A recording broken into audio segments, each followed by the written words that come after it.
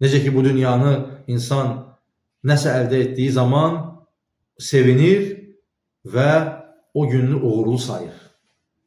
Deyir ki, bugün nəsə əldə etdim, qazandım dünyadan, dünya malından. Və eyni zamanda da mümin, əsl mümin hər gün yatmadan öncə baxmalıdır ki, nəyi qazanıb? Ahirəti üçün hansı bir hazırlığı görüb, hansı bir əməlinin üzərinə gətirib. Çünki insan hər gün nəfsini hesaba çəkməlidir. Hesaba çəkməliyik ki, nəfsimizə düzən verək. Çünki nəfs hər zaman pislikləri əmr edir, möhtərəm qardaşlar. Necə ki, Yusuf surəsində Allah subhanahu wa ta'ala nəfsimiz haqqında buyurur ki, İnnən nəfsə ləəmmaratun bis-su. Həqiqətən nəfs hər zaman pis işləri təşviq edir insana. Hər zaman pisliklərə çağırır.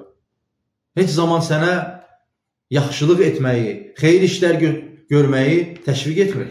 Hər zaman pisliklərə çağırır.